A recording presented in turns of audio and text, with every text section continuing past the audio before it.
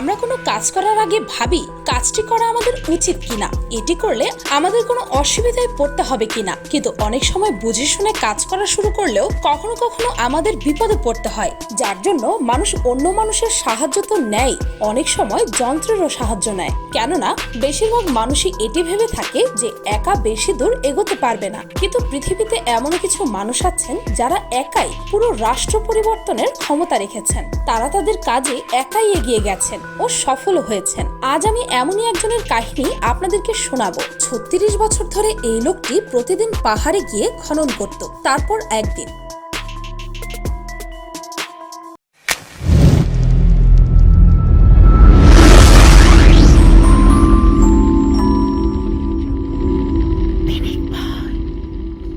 ওনার কাহিনী বহু আগের, সঠিক সময় বলতে গেলে 1959 সালের। যার নাম ছিল হুয়াং ডাফা, আর বয়স মাত্র 23 বছর। উনি শহর থেকে পড়াশোনা শেষ করে চায়নার উত্তরে হুসাং প্রদেশে নিজের গ্রামে ফিরে আসেন। শহর থেকে ফিরে এসে উনি গ্রামের শুধুমাত্র দারিদ্রতা এবং কষ্টই দেখতে পেয়েছিলেন। আর গ্রামের প্রায় সবাই কৃষি কাজ করত, তাও আবার আলু ও সবজি। গ্রামের পানিরও তেমন কোনো ব্যবস্থা ছিল না, ছিল শুধু একটি কুয়া, যার পানি দিন দিন শুধু নিচের দিকেই যাচ্ছিল। যার কারণে তারা খুব সাবধানে অল্প অল্প করে পানি ব্যবহার করত, যার ফলে তাদের সাধারণভাবে জীবনযাপনই যেন দুষ্কর হয়ে পড়েছিল। শুধু তাই নয়, যেখানে পুরো পৃথিবী নতুন নতুন আবিষ্কারে ব্যস্ত, সেখানে এই গ্রামের মানুষ জানতেনই না যে বিদ্যুৎ বলতে পৃথিবীতে কিছু আছে। বলতে গেলে এই গ্রামের মানুষ পৃথিবী থেকে পুরো বিচ্ছিন্ন ছিল।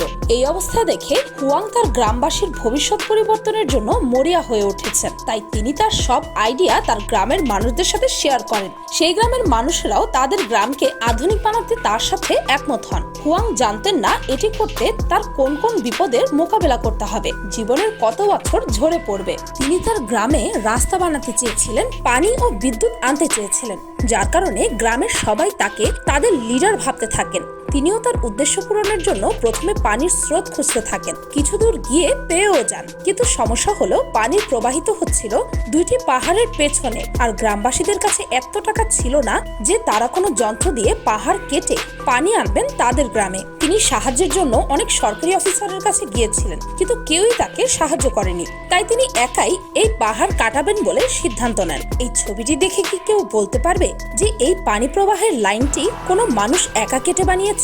তিনি একাই 100 মিটারেরও বেশি বড় লাইন পাহাড় কেটে বানান। কিন্তু এরপর পাহাড় কাটা অনেক বেশি ঝুঁকিপূর্ণ হয়ে দাঁড়িয়েছিল, কেননা তখন যে অংশে পাহাড় কাটা লাগতো সেটি পুরো খারাপ ছিল। তাই যে কোনো সময় তার মৃত্যু হবার শঙ্কা ছিল। তাই তিনি গ্রামের মানুষদের সাহায্য চাইলেন। তারাও তখন হুয়াং এর সাথে কাজ করতে রাজি হলো না। তাই তিনি আবারও একাই পাহাড় কাটা শুরু করলেন। এভাবে 5টি বছর কেটে গেল। তখন গ্রামের মানুষ তার মনোবল দেখে বুঝতে পারলো হুয়াং আসলে কিছু একটা করে দেখাবে, যার কারণে গ্রামের কিছু মানুষও তার সাথে যোগ দিল।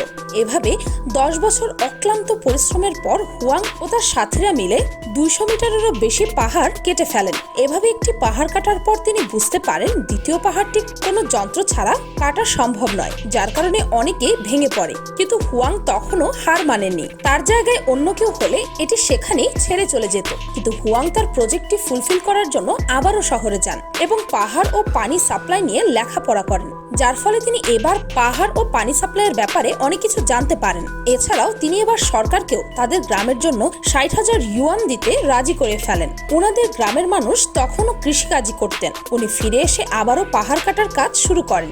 যখন তিনি এটি শুরু করছিলেন তখন তিনি ছিলেন যুবক, আর যখন এই কাজ শেষ হয় তখন তার বয়স প্রায় 58 ছুঁই। তাই বলা যায় তিনি তার জীবনের বেশিরভাগ সময়টাই এই কাজটি করতেই পার করে দিয়েছেন। অর্থাৎ টানা 36 বছর তিনি এই কাজে নিজেকে সমর্পিত করেছেন। সরকার যেই টাকা দিয়েছিলেন সেটি দিয়ে তিনি কিছু মেশিন কিনেছিলেন, যা দিয়ে তিনি এবারও একাই কাজ করা শুরু করে দেন। তিনি একদিনও কাজ থেকে বিরতি নেননি, কেননা উনি চেয়েছিলেন এই পানি প্রবাহের লাইন যেন তাড়াতাড়ি নির্মাণ হয়ে যায়। 1952 সালে দ্বিতীয় পাহাড় কাটার কাজ শুরু হয়। সবাই এবার নিশ্চিত ছিল হুয়াং এর আইডিয়া এবার কাজে আসবে। এবার তিনি একাই ছোট ছোট যন্ত্রের সাহায্যে 3 বছরে 7200 মিটার ক্যানেল খুঁড়ে ফেলেন। এই ক্যানেলটি 3 গ্রামকে ঘিরে খোদা হয়েছিল। যত কঠিন এই কাজ ছিল তার মতোই মধুর ছিল এর ফলাফল। 1955 সালে প্রথমবার হুয়াং এর তৈরি পানি প্রবাহের লাইন দিয়ে পানি গ্রামে প্রবেশ করে। এরপর তাদের গ্রামে সরকার হুয়াং এর কথায় রাস্তা ও বিদ্যুৎ দেওয়ারও ব্যবস্থা ব্যবস্থা করেন, কেননা হুয়াং একাই সরকারকে যা করে দেখিয়েছিল তা খুবই বিরল। হুয়াং এর এই পানির ব্যবস্থা করায় তাদের গ্রামের 2000 লোকের জীবন পরিবর্তন হয়ে যায়। তার সাথে সাথে তিনি পাশের আরো 2 গ্রামেরও পানির ব্যবস্থা করেন, যার কারণে পুরো 7000 মানুষ তাদের স্বাভাবিক জীবন ফিরে পান। পানি পাওয়ার কারণে তারা ধানের চাষ শুরু করে দেন। এই গ্রাম থেকে এখনো 5 লক্ষ কিলো চাল পুরো চায়নায় সাপ্লাই হয়। এখন এই গ্রামের মানুষের কাছে পুরো 60 একর জমি আছে। এখানে আছে স্কুল, কলেজ, এমনকি প্রতি বছর এখানকার বহু ছাত্রছাত্রী গ্রাজুয়েশন করে বের হন। কিন্তু দুঃখের ব্যাপার হচ্ছে হুয়াং তার গ্রামের উন্নতি করতে করতে নিজের পরিবারকেই হারিয়ে ফেলেন। তার মেয়ে যখন মারা যায় তখন তিনি তার কাজের জন্য মেয়ের শেষকৃত্যতেও থাকতে পারেননি। হুয়াং এর বয়স এখন 83 বছর, কিন্তু তিনি এখনো তার তৈরি ক্যানেলটি দেখতে যান এটি ঠিকমতো কাজ করছে কিনা। কোনো কাজ কঠিন হতে পারে, কিন্তু কোনো কাজই অসম্ভব নয়। আর যারা এভাবে একাই অসম্ভবকে সম্ভব করেন তাদেরকে ওয়ান ম্যান আর্মি বলেও জানা যায়। হুয়াং যা চেয়েছিলেন সেটি পূরণ করতে দীর্ঘ 36 বছর লেগে গিয়েছিল, কিন্তু সে তার লক্ষ্যে পৌঁছাতে পেরেছিলেন। তাই আপনার কি মনে হয় না চাইলে যে কেউ ইতিহাস বদলে দিতে পারে?